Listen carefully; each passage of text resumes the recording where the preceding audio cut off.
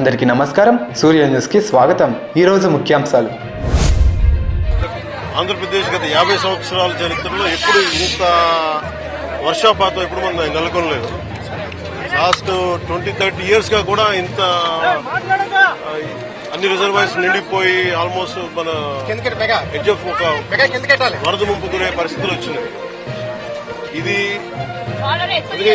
ఈ వైఎస్ఆర్ కాలనీ చూసాం, లోపలికి వెళ్ళి మొత్తం చూస్తే మేజర్ ఈ కాలనీ ఒక సమస్య ఏంటంటే ఇది లోతట్టు ప్రాంతంలో ఇచ్చారు. 4 అడుగుల లోతు.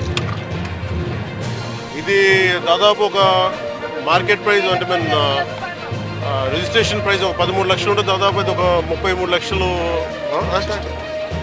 అది నేను చెప్పేది వాళ్ళు అమ్మింది బేసిక్ ఉన్న ప్రైస్ 30 లక్షలు ఉంటే దీన్ని అత్యధికంగా దాదాపు 60 లక్షల రూపాయలకి అమ్మి 60 లక్షల పైచులకు 64 లక్షలు కనుక్కోండి. ఇంకా సరిగ్గా చెప్పాలి 64 లక్షల మీద దాదాపు 32 ఎకరాలు మన జగనన్న కాలనీ అని చెప్పి పెట్టారు. ఇక్కడ ఇది ఆల్రెడీ ముంపు ప్రాంతాలు. ఇవన్నీ ఈ ముంపు ప్రాంతాలు ఎవరి కొనని చోట్ల పెట్టారు.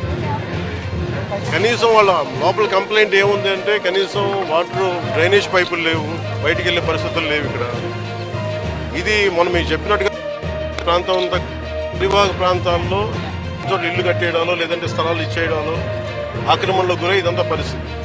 అలాగే దీనికి సంబంధించి పొలాల గట్ల మీద దాదాపు ఇది ఎవరు చెప్తా ఉన్నారు నాకు 2 లారీలు వెళ్ళే ఏరియా రోడ్డు ఇది ఎన్క్రోచ్మెంట్ జరిగి దాదాపు మొక్కలు వేసేసారు. అది కూడా కొంచెం క్లియర్ చేసి ఇబ్బంది ఉండదు అనేది చెప్తా ఉన్నారు.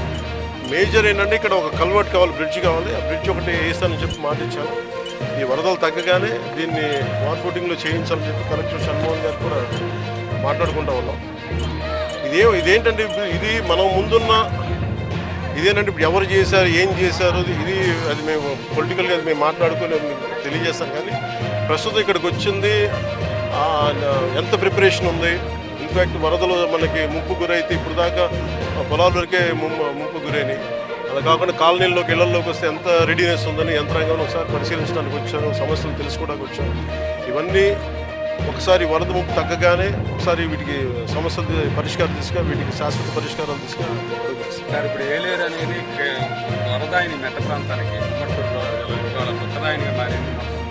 పరిస్థితి గత 5 ఏళ్లలో కనీసం కూడికి కానీ ఏ పని చేసిన పరిస్థితి. ఇప్పుడు మీరు దాన్ని ఆధునికీకరణ కూడా అంటే అసలు నేను అనేది ముందు ఆధునీకరణ అనేది ముందు పక్కన పెట్టండి. గత 5 సంవత్సరాల కాలంలో వీళ్ళు కాలువలు పొడికలు తీయలేదు.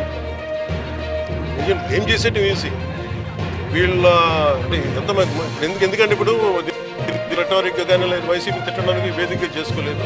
దీని గురించి ప్రత్యేకించి వాళ్ళు అన్న ప్రతి మాటకి వాళ్ళు చేసిన ప్రతి పనికి సాక్ష్యాధారాలతో సహా వాళ్ళు ఏం చేశారు, వాళ్ళు ఏ స్థాయిలో పెట్టారు అనేది మీకు చాలా కూలంకషంగా మీకు వివరిస్తాను.